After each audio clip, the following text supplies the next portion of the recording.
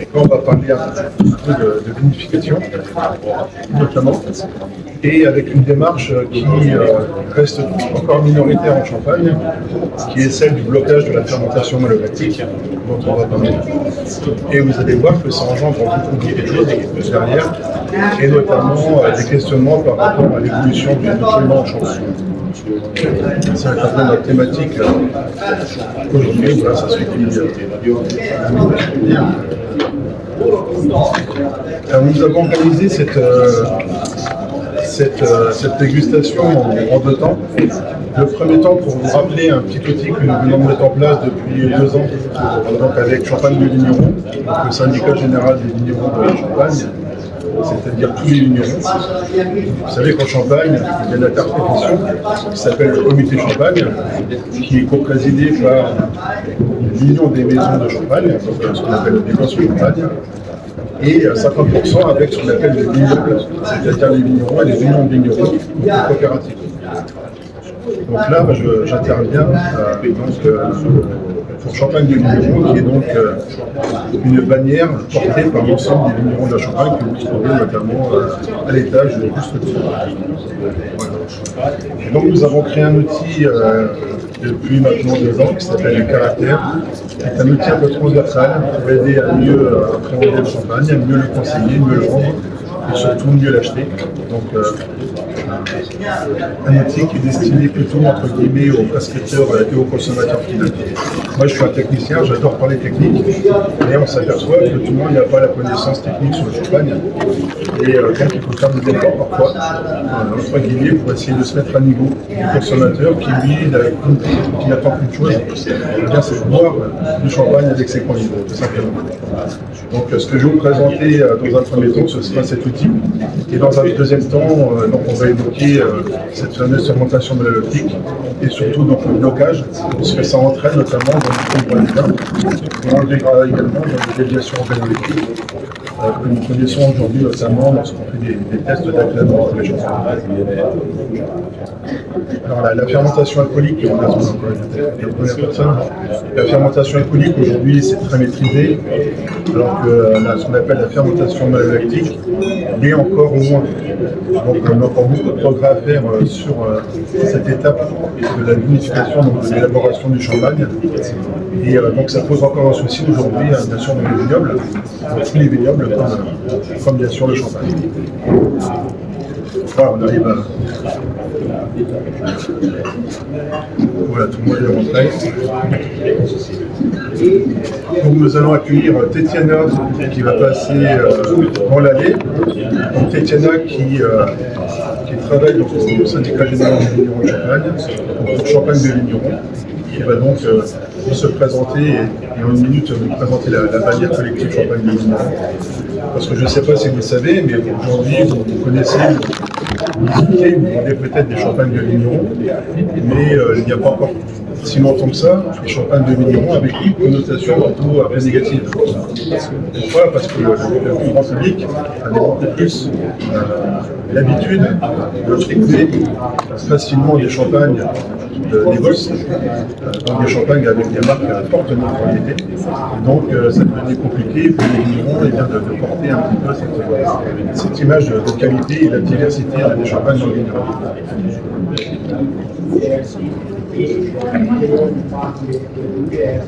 Voilà, on va pouvoir commencer. Le plus de retard. Tétiana, s'il te plaît. Voilà, Tétiana qui est un peu au four à l'ouvert. Et à qui je vais laisser la parole, je vais laisser ton souffle. Oui, c'est bon, c'est lancé. Bonjour encore une fois à toutes et à tous. Je vais changer un tout petit peu de rôle. Je suis vraiment désolée pour l'accueil que nous avons eu avec vous parce que je ne parle pas italien et c'est pas moi qui s'est occupé de vos réservations. C'est pourquoi on a eu quelques complications avec certaines d'entre eux. Malheureusement, on a même une personne qui et qu'on ne peut pas accueillir avec nous puisqu'il manque de la place, mais vous avez vu qu'on a pu accepter la mise de vous. Je vous souhaite à toutes et à tous bienvenue en Champagne. Vous allez passer un week-end champenois avec nous. Je suis Tetiana Koleva, je suis la responsable de la bannière collective Champagne de Vignerons. C'est la bannière collective qui a été créée par le syndicat général de Vignerons il y a 25 ans aujourd'hui. Et il y a 25 ans, on a réuni tous les producteurs de Champagne, donc 4000 producteurs en Champagne, sous la bannière collective, pour les aider à se faire connaître, aussi bien en France qu'à l'international, puisque comme vous le savez, les maisons de Champagne, ils sont tous très bien représentés à l'international, surtout en Italie également. Et les vignerons, ils étaient moins connus, ils vendaient principalement leurs propriétés à des clients qui venaient chercher leur champagne. Les quelques vignerons pionniers, ils commençaient à faire leur tour de monde, mais on ne connaissait pas trop la catégorie champagne des vignerons. Notre rôle, en fait, c'est de les faire connaître, de créer des événements et des moments pour faire rencontrer les professionnels, le grand public et les producteurs. Aujourd'hui, en fait, on vous présente trois vignerons qui sont sur l'étage supérieur. Et c'est Geoffrey Orban qui va vous les représenter. Merci Tetiana, bonjour à toutes et à tous. Je suis Geoffrey Orban, je travaille donc avec Champagne de Vignerons depuis déjà de nombreuses années et j'ai l'occasion notamment d'être consultant pour beaucoup de vignerons en Champagne, pas que des vignerons d'ailleurs, des coopératives et entreprises. Et donc on va dire du terroir à l'assiette pour les aider à bien prendre conscience de leur terroir et d'essayer de le valoriser avec des bons termes et surtout mettre en liaison ce que vous dégustez avec tout un savoir-faire et une approche liée notamment aux éléments naturels qu'ils peuvent avoir sur chacun sur leur terroir.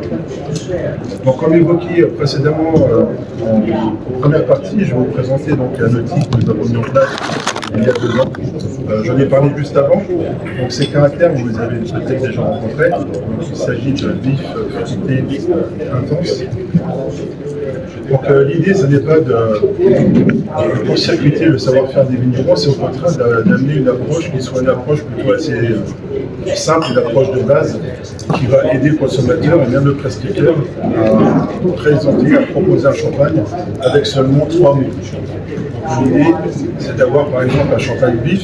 Imaginez que si vous voyez un champagne vif avec les mots salins et tendus, et à côté vous avez un champagne fruité avec les mots gourmands et opulents, bon, si vous avez déjà une idée de voir un champagne, je conseille le choix parce que oui, même pas en quelques secondes.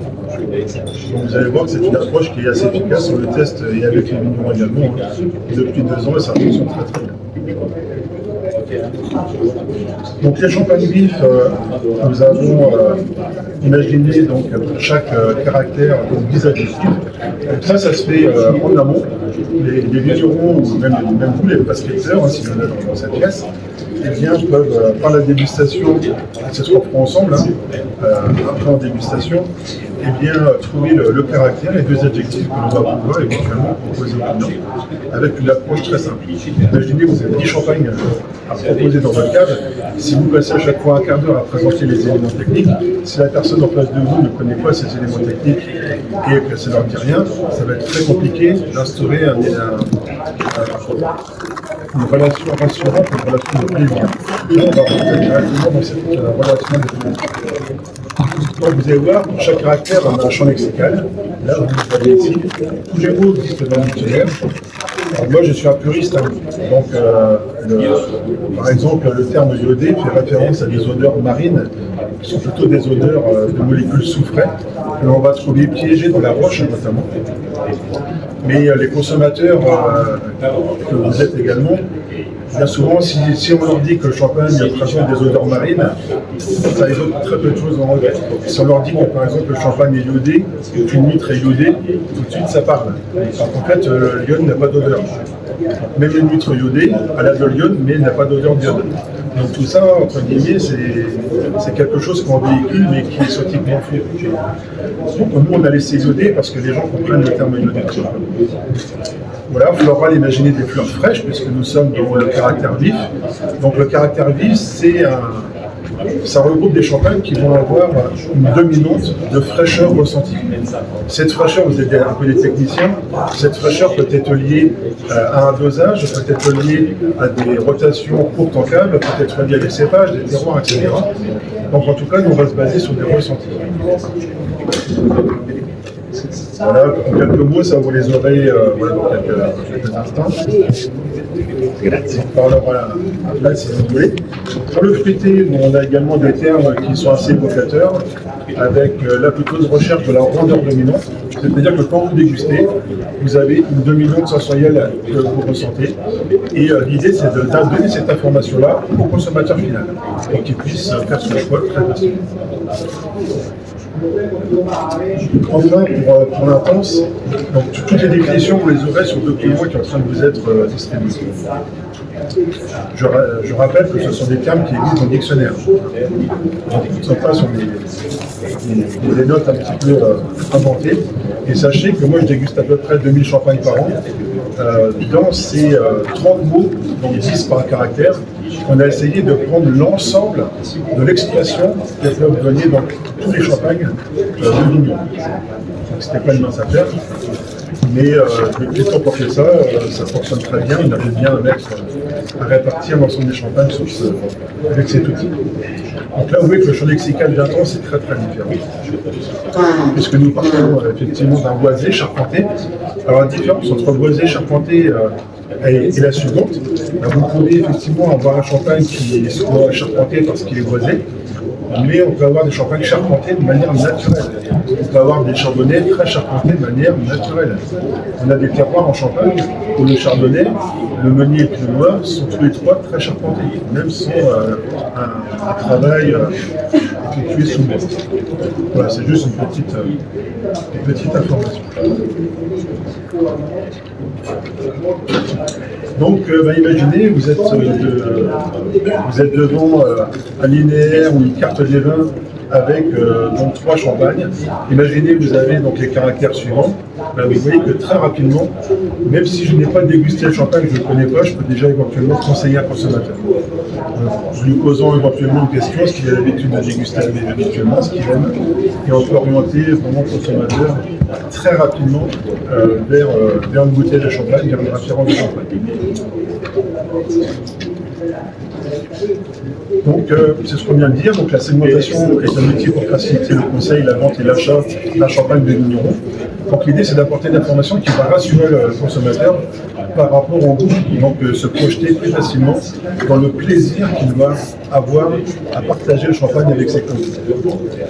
Et puis, et bien, en fait, c'est une porte ouverte également vers un discours un peu plus technique, puisque quand vous avez déjà sélectionné et proposé un champagne, et bien là, par contre, vous pouvez orienter un peu plus ce débat vers des éléments techniques qui vont expliquer pourquoi vous avez effectivement ce goût dans le verre. Alors maintenant, parlons fermentation malolactique. Nous avons des vignerons qui viennent de nous rejoindre. Donc la fermentation malolactique. Alors pourquoi parle-t-on de fermentation? Eh bien, parce qu'en fait, pendant la fermentation malolactique, on a un petit dégagement de gaz carbonique. Donc, il est moindre quand même que sur la fermentation alcoolique. En fait, ce n'est pas vraiment une fermentation. En fait, la bactérie lactique réalise cette réaction tout simplement pour réaliser son énergie. Alors, je ne vous ai pas mis tout le métabolisme, mais en fait, c'est une étape intermédiaire. Parce qu'une bactérie lactique, au départ, son métabolisme primaire, c'est d'utiliser le sucre qu'elle va trouver pour faire notamment de l'éthanol et pour faire de l'acide acétique. Donc nous, bien sûr, c'est ce qu'on va éviter de faire. C'est la raison pour laquelle la levure va utiliser le sucre et qu'elle va transformer en alcool, et qu'ensuite, ou éventuellement simultanément, les bactéries lactiques vont s'emparer de l'acide malique, mais comme de l'acide citrique ou de l'acide succinique, on n'en parle pas, mais c'est la même chose, pour réaliser donc de l'acide malique. Donc c'est une réaction qui génère donc du gaz carbonique, et en fait, comme le montre ce schéma-là, si vous avez fait un peu de chimie, l'acide malique présente 2 fonctions acides, et en fait on va dégrader la molécule qui ne va présenter au final qu'une fonction acide, et donc on a une baisse entre guillemets naturelle de l'acidité. Donc si on bloque la fermentation malolactique, eh bien on va générer donc un peu plus d'acidité naturelle, puisque c'est une acide qui est naturellement présente dans le raisin, et donc qui va générer des sensations un peu plus proches de ce qu'on peut avoir notamment sur le mou ou avec la maturation des raisins. Alors, bien sûr, cette réaction est réalisée par des bactéries lactiques. Alors il y en a une qu'on appelle, je ne sais pas si le traducteur va être en pâte avec moi, qui s'appelle Coccus unique, c'est la grande bactérie. Mais sachez qu'il y a d'autres bactéries lactiques dans le raisin, et notamment dans le vin, et parfois qui sont un peu plus problématiques. On va en reparler. Très rapidement, l'acide malique, je pense que vous connaissez, donc ça vient du latin malum, qui fait référence notamment au nom latin de la pomme. Puisqu'effectivement, l'acide malique, c'est un acide qui est très présent dans le raisin, mais pas seulement. C'est un acide qui est présent dans le raisin, dans la pomme, la poire, la plume, la tomate, etc. Et c'est notamment l'acide que vous ressentez le plus fort quand vous dégustez de la rhubarbe. Donc ça, par exemple, si vous donnez des cours de dégustation sur des champagnes qui n'ont pas fait leur fermentation malolactique, vous pouvez commencer par faire déguster de la rhubarbe, ou éventuellement des pommes vertes, pour avoir cette sensation un peu acide. Voilà, l'acide malique, c'est très répandu, nous on en produit également, hein. C'est très répandu bien sûr dans le métabolisme de la plante, bien sûr on le retrouve dans le vin, notamment pour la photosynthèse. Et en fait, l'acide malique, vous allez le retrouver notamment en attaque en bouche, parce que ça va donner des attaques très franches, et notamment des allonges acides, qui sont assez parfois spectaculaires, notamment dans la jeunesse des vins, et selon l'équilibre général également des vins qui sont produits. Donc l'acide malique reste un substrat principal, bien sûr, pour la fermentation malolactique, mais comme je vous l'ai dit, il y en a d'autres. C'est la raison pour laquelle il ne faut jamais laisser trop de sucre en fin de fermentation alcoolique, parce qu'on peut avoir des bactéries lactiques, voire d'autres types de bactéries, qui vont prendre en charge le sucre et plutôt orienter les métabolismes vers des acides, et notamment l'acide acétique. Alors, comment bloquer la fermentation malolactique? Il y a plusieurs façons. Alors, sur le terrain, en fait, je vais vous montrer différentes techniques. En fait, il y en a une qui fonctionne très bien. Et sinon, généralement, il faut associer deux techniques pour que ça fonctionne. Une technique qui est la plus simple, c'est le froid. Donc effectivement, on sort de la fermentation alcoolique, on est à 18-22 degrés, et donc vous allez baisser notamment, grâce aujourd'hui aux tubes thermorégulés notamment, on a même des contenants en bois maintenant qui sont thermorégulés, donc qui permettent notamment de baisser les températures aux alentours de 10-12 degrés pendant un certain temps, ce qui va mettre les bactéries en latence. On ne va pas les tuer, hein, elles sont en latence. On a également les sulfites, donc sachez que si vous ramenez beaucoup de sulfites, eh bien on risque d'avoir d'autres soucis. Et notamment ces goûts un peu secs, parfois un peu métalliques également qu'on peut avoir dans les vins. Sachez que la levure génère également des sulfites qui peuvent être plus ou moins importants selon la température, selon les souches, etc. Je vous ferai un détail. On a également d'autres produits qui sont un peu moins répandus, que vous connaissez peut-être un peu moins, comme l'acide fumarique qui n'est pas autorisé en bio aujourd'hui. Ce qu'on appelle le chitosan, dérivé de la chitine des insectes notamment, le lysozyme. Sachez que quand vous faites beaucoup d'alcool, l'alcool, c'est, vous le savez, parce que si vous en mettez sur votre peau, lorsque vous vous blessez, c'est un peu antiseptique. Donc c'est le même impact. Alors en Champagne, aujourd'hui, même si on a des mous qui peuvent atteindre parfois 14 degrés, voire même 14-5 degrés, ça arrive en Champagne, sachez qu'on reste quand même sur des parcelles qui sont particulièrement exposées à cela. Et la plus grande influence, eh bien, en fait, c'est celle de l'acidité. En fait, les bactéries lactiques sont un peu résistantes à l'oxygène, sont un peu résistantes à l'acide. Par contre, quand vous avez un pH qui est assez bas et un taux d'acidité totale qui est assez haut, eh bien là, c'est vraiment on va dire le bon moyen, entre guillemets, de bloquer la fermentation malolactique. Donc derrière, cela suggère d'avoir des équilibres à la vendange qui permettent également cela. D'accord ? Et puis, sachez que quand vous allez monter le pH, Et notamment, c'est ce que nous observons depuis déjà quelques millésimes.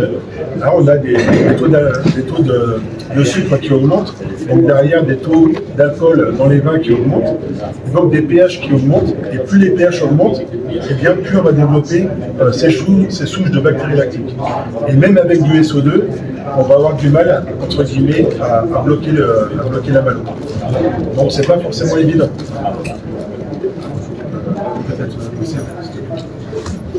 Donc sachez qu'aujourd'hui, comme je l'ai dit, Je peux une question? oui. Si on fait de la thermorégulée, la thermorégulation dans un second temps, elle repart. Quand on remonte la température, Oui, c'est le risque. et du coup, comment on gère?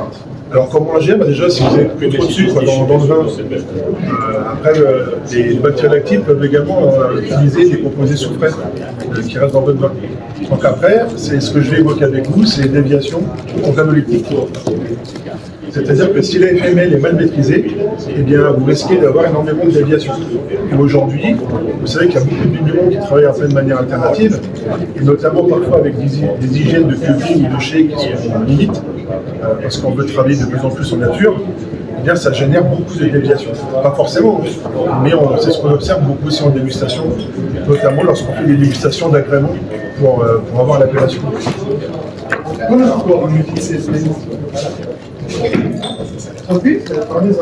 Voilà, donc l'idée c'est de récolter, donc, bien sûr, à maturité optimale, préserver l'acidité des houes. Je vous ai dit, le facteur important, c'est vraiment l'acidité. Donc vous comprenez qu'en Champagne, depuis 30 ans, on a baissé quand même un tout petit peu l'acidité des houes. Donc c'est quelque chose quand même qui est important à prendre en compte. Bien évidemment, si possible, suivre l'évolution du développement des souches que vous avez dans votre vin. Et puis bien sûr une hygiène, si possible, assez rigoureuse pour éviter d'avoir non pas que des bactéries lactiques, mais également certaines levures, notamment des Brettanomyces, des choses comme ça qui sont bien compliquées. Alors, si vous avez des soucis effectivement pour bloquer la fermentation malolactique, sachez que vous allez avoir énormément de souches dans votre vin. Et selon ce qui vous reste à la fin de la fermentation alcoolique, eh bien, vous pouvez avoir des déviations. Je ne rentre pas dans le détail, mais vous en avez quelques-unes, j'en ai déjà parlé. Donc des piqûres acétiques, des piqûres lactiques avec de l'acidité volatile, ce qu'on appelle les maladies de la graisse, notamment dans les millésimes un peu chauds, les pH un peu hauts notamment. Ce qu'on appelle les goûts de souris. Vous allez me dire, un champagne sans la souris. En fait, les goûts de souris, on commence à en voir. Ce sont des odeurs qui au départ peuvent évoquer le popcorn. Et rapidement, on peut aller jusqu'à le cage de souris. Donc ça touche tous les vignerons, c'est pas que champenois. Alors bien sûr, ça reste très minoritaire, mais ça existe. Voilà ce qu'on appelle la maladie de la tourne. Et puis, à partir de molécules un peu soufrées, d'autres éléments. Et puis bien sûr, les phénols volatiles, donc les odeurs d'écurie. Il n'y a pas que les Brettanomyces, donc les levures qui apportent ça.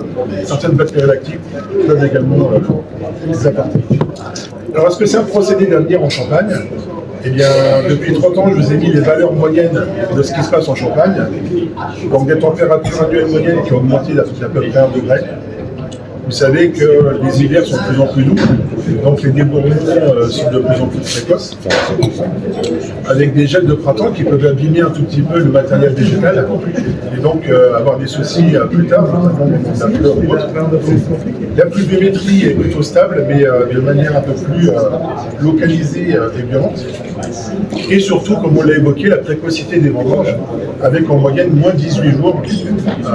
Donc cette année, on a commencé à vendanger en août, et donc avec le souci d'avoir des degrés potentiels un peu plus hauts, des acidités un peu basses, et donc un développement de souches, pas simplement des bactéries lactiques, mais vraiment un éventail de souches de micro-organismes qui sont fortement surveillés, puisque, comme on l'a dit, eh bien, on peut avoir donc, des déviations.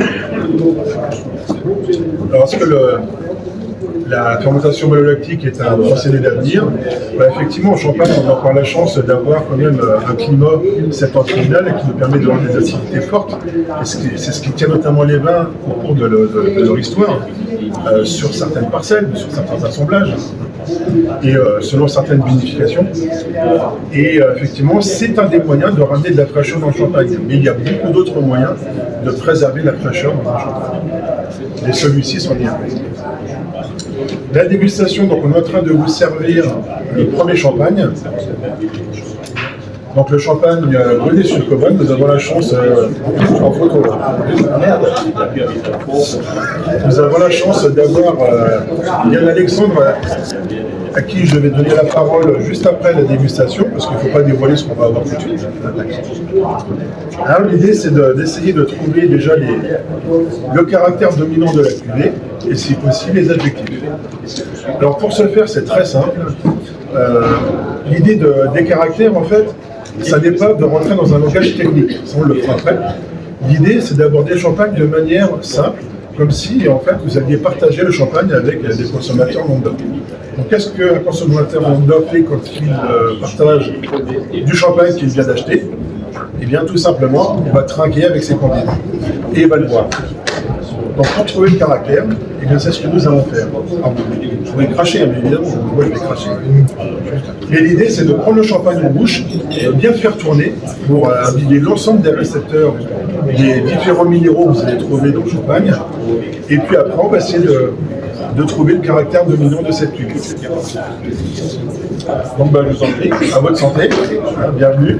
Et puis allons-y, essayons.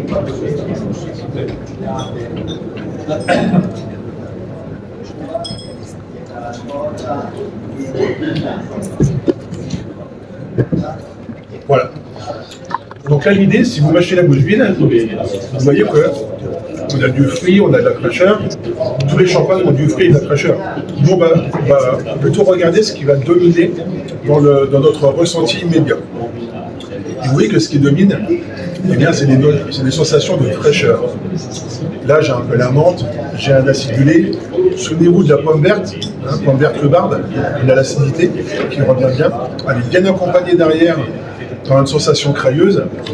Alors la sensation crayeuse, si vous fermez un peu les yeux et que vous mâchez la bouche vide, vous allez voir que vous allez retrouver des choses sur votre langue.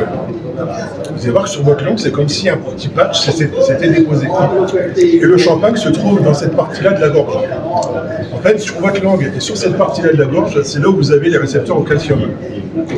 Donc si nous avons ces éléments-là qui s'allument entre guillemets dans nos récepteurs, eh bien c'est que nous avons du calcium qui a été véhiculé jusqu'à ces récepteurs. Ces calciums, ils ont été puisés où? Très majoritairement dans des terrains calcaires. En l'occurrence ici, c'est la craie. Voilà.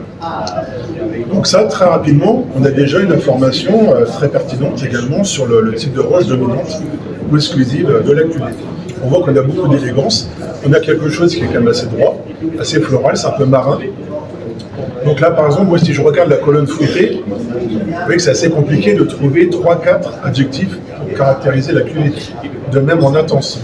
Si je regarde la colonne du vif, je vois que je peux cocher dynamique, je peux cocher iodé, je peux cocher frais, franc, minéral, pulpeux, salin, tendu.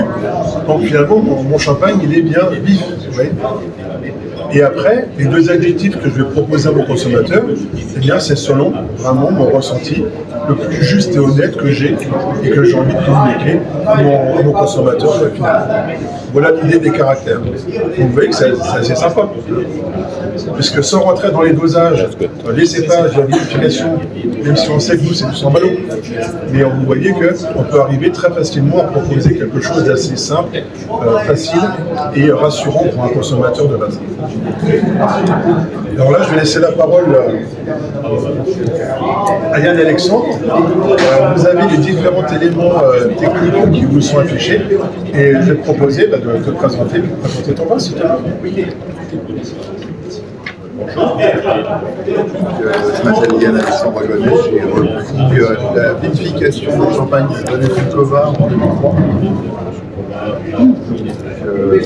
Au début, j'ai surpris les modèles qui m'étaient donnés. J'ai beaucoup appris avec quelqu'un qui est réputé ne pas faire de fermentation malolèque, qui s'appelle Jean-Paul Grandon et qui était le maître de cave. assez rapidement, il s'est imposé la perception qu'on avait des vendanges de plus en plus hâtives, des vendanges de plus en plus chaudes, avec des raisins de plus en plus altérés. Et il a été impératif de conserver autant que possible la fraîcheur et donc d'abandonner complètement la fermentation malolative. Pour conserver cette pointe d'acidité qui permet de garder les vins à travers le temps qui profitent complètement de leur temps sur l'île.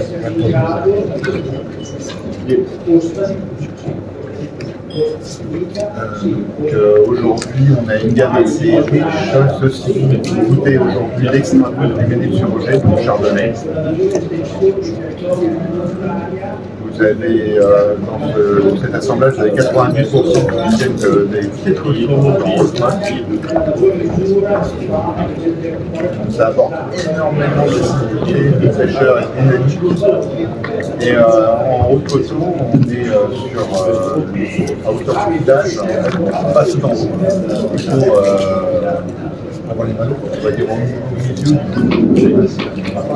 Et entre Châtillon, Moulins, avec des terroirs qui sont au niveau du village, pas tout à fait en haut, pas loin du bois, ça s'appelle. Là, on est sur le Châtillon très nature, qui apporte souvent des arbres classiques, d'abricots, des fruits blancs classiques. Sachant que la majorité vient d'un mode, on est très, très marqué agrumes citron vert. Et donc, c'est des vins qui sont vraiment faits pour durer dans le temps. Et très rafraîchissant, très apéritif, qui accompagne très bien des fruits de mer, des poissons. La note iodée qui vient des calcaires de Champagne renforce ces ingrédients. Et puis je présente Andrea, qui est mon importateur de Voilà. Donc si jamais un jour vous m'interrogez et vous cherchez ce genre de vin pour vos clients, pour vous-même, je vous recommande vivement Mi sentite? Prego aggiungere soltanto una cosa che io penso che sia molto evidente la caratteristica che lo distingue, cioè una rappresentazione molto tipica di un vinile.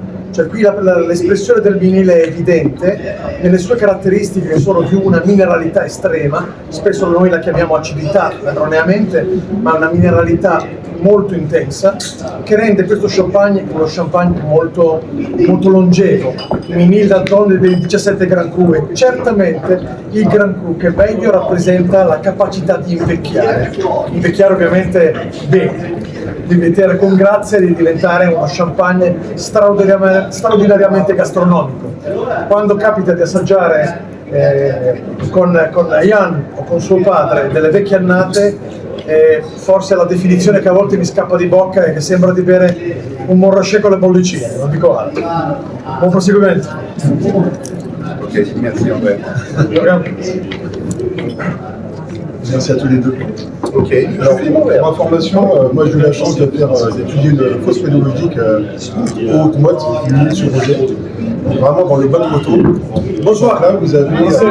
Arrivederci. Merci Yann-Alexandre. Donc sur les Hautes-Mottes, très rapidement, donc vous avez à peu près même pas 10 cm de sol et vous êtes directement sur de la craie. Et cette craie qu'on va déguster, c'est une craie qui est d'une puissance marine et métallique sur le calcium qui est exceptionnelle. Et donc c'est ça qui donne des vins vraiment très francs. Le calcaire, ça donne de la franchise. Et c'est ce que vous avez eu, un peu tempéré par les parcelles, on va dire, de mi-coteaux, où les craies sont légèrement plus grasses. Mais vous avez quelque chose, si vous mettez le nez dans le verre, ça sent presque les coquillages. C'est assez fluide. Alors nous avons l'honneur également d'accueillir notre représentant de notre vigneron, donc de la seconde cuvée qui vous est servi ici. Jean-Christophe Delavenne, qui est donc situé à Bouzy, qui va se présenter dans quelques instants. On vient de vous servir donc le champagne. Je vous propose de faire le même exercice que précédemment. Donc voici les trois colonnes.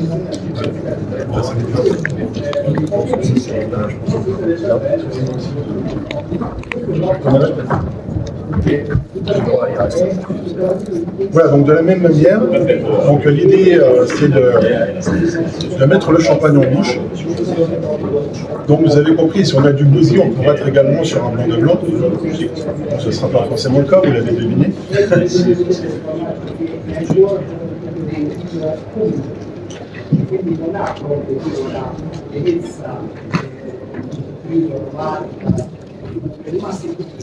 Voilà.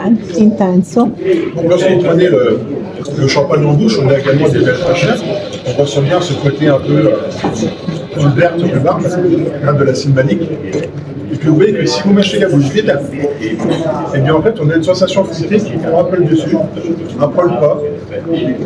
C'est-à-dire qu'on est un peu entre les deux, entre le vif et le fruité. On a un champagne qui présente une belle maturité fruitée. Et si vous mâchez encore maintenant la bouche vide, vous apercevez qu'en fait il nous reste une sensation comme si on avait un peu croqué dans un fruit bien mûr. Que ce soit le côté un peu pomme rouge, pêche, cerise, vous voyez. Donc des fruits un peu à noyau, des fruits un peu divergés, mais des fruits acidulés. Et avec quelque chose qui est assez équilibré entre la fraîcheur et la rondeur. Donc ce champagne-là, aujourd'hui, eh bien, si on regarde un tout petit peu les cases que l'on peut cocher, bah, effectivement, si je suis dans le vif, le terme fruité c'est pulpeux, donc je pourrais le mettre pulpeux, et éventuellement franc ou tendu. Et si je suis dans le fruit, eh bien, j'ai le côté charnu qui va s'exprimer. Vous voyez que là, moi, je suis en train de parler, mais si vous mâchez la bouche vide, on a de la rondeur qui s'exprime, le côté un peu velouté. Vous voyez qu'un peu dans les joues, on a quelques petites aspérités qu'on n'avait pas précédemment.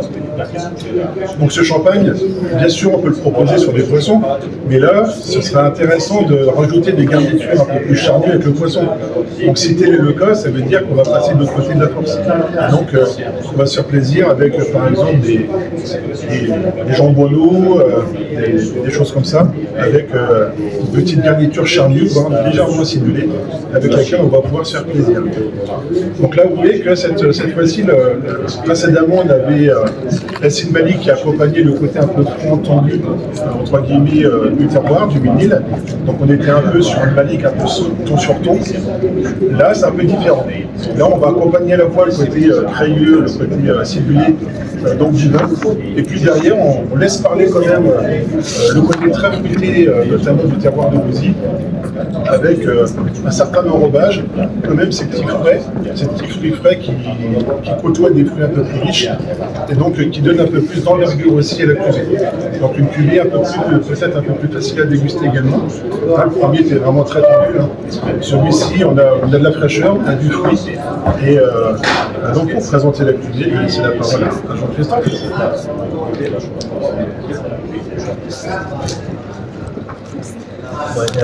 Bonjour à tous et merci d'être présents aussi nombreux pour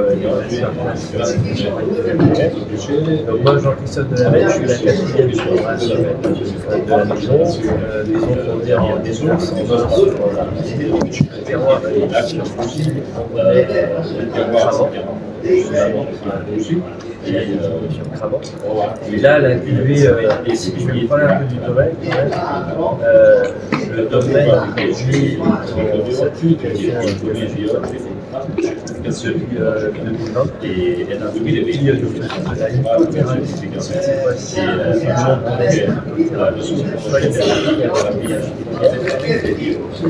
en fait avoir du cartouché à faire contre l'animal à venir, pouvoir utiliser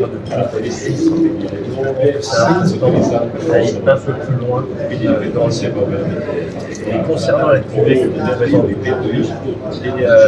c'est un assemblage de 70% de chardonnay, 30% de chardonnay, et puis on a associé de vin de réserve. Le vin de réserve, c'est une réserve de café sur 15 années.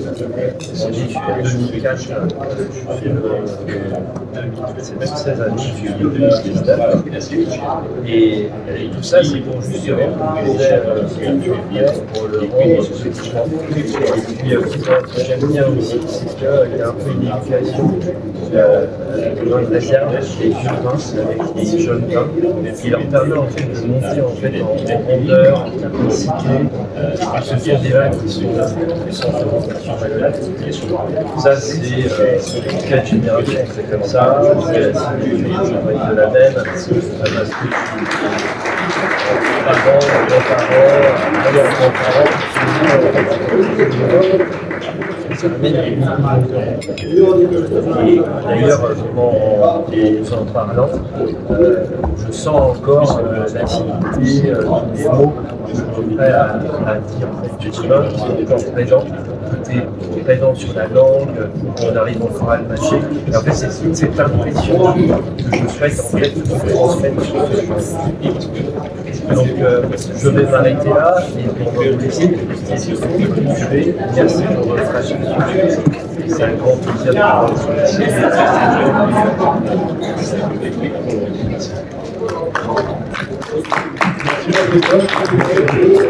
vous Bravo. Merci.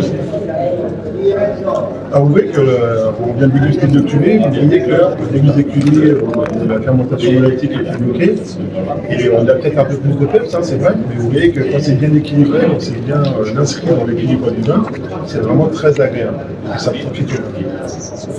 On vous a servi le dernier champagne. Alors, je ne sais pas si vous avez remarqué.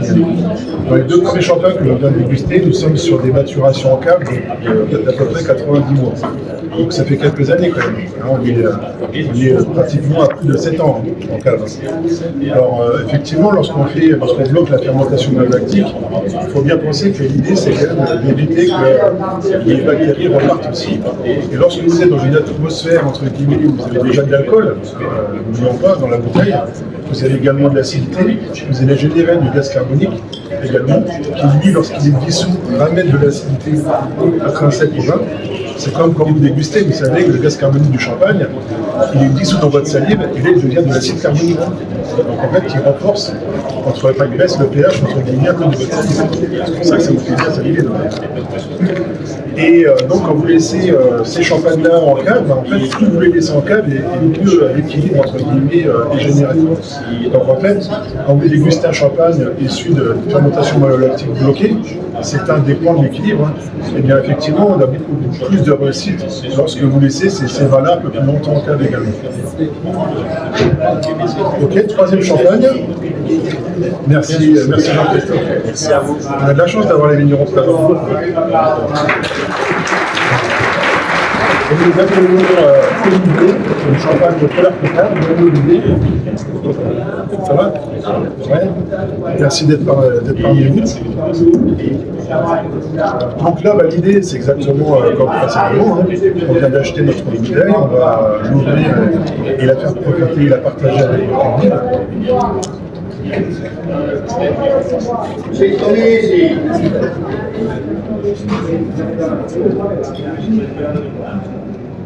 Voilà. Bien évidemment, nous avons des fraîcheurs, nous avons du fruit. Et vous voyez que là, on est passé de l'autre côté simplement de la fraîcheur et du fruit. On voit qu'on a un peu plus de puissance. Cette puissance est incarnée à la fois par des notes légèrement boisées, légèrement d'évolution, qui sont d'ailleurs en équilibre avec la fraîcheur du vin. Le côté étiré du vin, on voit qu'on a beaucoup de matière.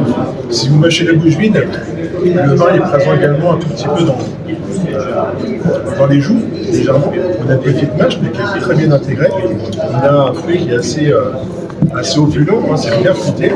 Et puis derrière, on termine toujours par cette petite note qui vous emmène le vin de manière très énoncée, vers des très belles persistances, et qui ramène la persistance dans l'ensemble des éléments. Donc, on ramène un côté très gastronomique, puisqu'on va continuer, entre guillemets, notre plaisir avec une rémanence et une rétrofaction, entre guillemets, assez riche, et beaucoup de saveurs, de sapidité en bouche notamment, et un côté texturant, qui est lié à la fois à la méthode de vinification à l'origine bien sûr des raisins, et puis au fait que cette maturation en cave a généré également certains produits, certains éléments naturels du vin qui vont renforcer ces aspects un peu de rondeur, et avec l'oxydation, et bien en fait on a des petites notes qui sont bien sûr épicées naturellement du bois, mais qui vont ramener des nuances également dans les épices douces et dans toute la richesse du vin. Alors moi je n'aime pas dire complexe, parce que rien n'est complexe, en fait jusqu'à un certain niveau. Et moi j'aime plutôt dire nuancé et diversifié. Voilà, donc là, si effectivement on prend la colonne, effectivement je peux mettre des mots, des adjectifs dans le vif, je peux mettre des adjectifs dans le fruité, mais là, effectivement, vous voyez qu'on est passé à un cap supplémentaire, entre guillemets, dans le ressenti que nous avons en bouche, avec cette partie un peu boisive, côté un peu corsé, épicé. On n'est pas mature, hein, ce vin-là a encore des beaux jours devant lui. Et cet aspect un peu vineux que le vin va commencer à gagner tout doucement. Donc là, sachez que quand vous commencez à avoir ces notes-là dans les adjectifs, dans la danse, ça domine vraiment l'équilibre du vin. Je ne sais pas si vous êtes d'accord, dans nos trois ressentis que nous avons eus, on dit fruité et intense, avec des vins, donc avec la fermentation malolactique bloquée, avec donc les trois caractères qui s'expriment. J'en ai beaucoup d'autres, bien évidemment. Écoutez, je vais laisser la parole à Olivier. Je remercie Olivier d'être présent. Je mets les éléments. Tout à l'heure, il y avait une coquille dans les éléments techniques. C'était de ma faute, il y avait la réserve perpétuelle que je n'ai pas mise. Et là, je pense que c'est bon. Bonjour à tous, merci de votre présence. C'est juste pour présenter rapidement ce vin, je ne peux pas vous présenter ce vin sans vous parler d'abord du terroir et on parle du Iran, on parle également aussi de la famille. Puisque ce champagne est composé de moitié de raisin blanche, de chardonnay, de Picard, donc 50% de chardonnay, de Picard, blanc, 150 sur les terroirs de chez et puis 25% de nuit et 25% de noir, qui sont situés sur la droite. Ces terroirs étant limité, derrière, il y a le vin et notamment le choix des raisins, c'est très important. C'est la base de tout, puisque c'est essentiel du 15. Les issues de raisin, on va vraiment sélectionner de façon très importante pour avoir et à la fois un haut taux de sucre naturel, mais aussi un taux d'acidité très équilibré. Le frère en a très bien parlé en préambule, avec le taux d'acidité très important, non seulement pour aider à bloquer la fermentation, mais dans notre cas, sur vraiment, donc, chez nous, dans notre famille, génération, la cinquième génération, c'est marqué 4. Voilà, mais je suis la cinquième génération et la sixième arrive dans pas longtemps. Tout simplement pour dire qu'on a toujours dans le style de fermentation,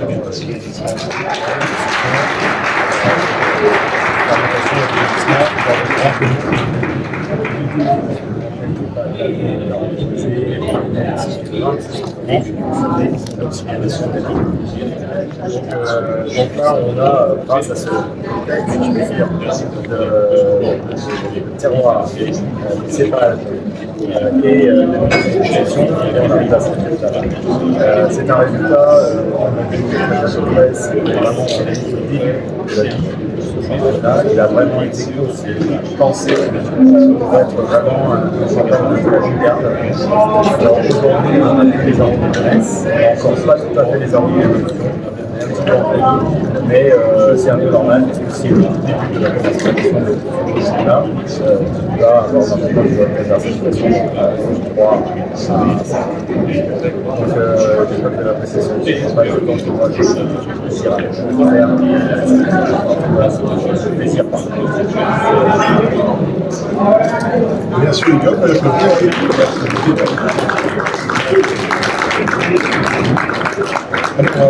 pendant que tu parlais,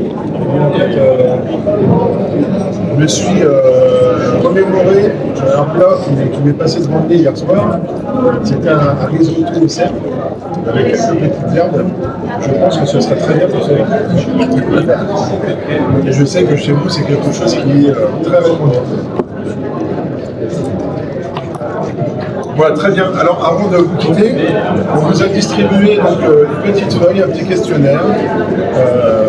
Si vous pouviez le remplir, ce serait vraiment très gentil à vous. Voilà, et puis j'espère que vous avez passé un bon moment dans notre compagnie. Nous, ça a été le cas. C'est vraiment un grand plaisir d'être parmi vous cette année encore une fois. Petite information, demain, donc, nous serons en dégustation champagne 100% meunier et parmesan. On va s'amuser. Et l'huile de champagne. Merci à vous des mettons de champagne. Merci d'avoir été présents aujourd'hui. C'est vraiment un plaisir. Et puis continuez à déguster, aidez-vous. Et puis à très bientôt. Merci beaucoup. Bravo. Merci.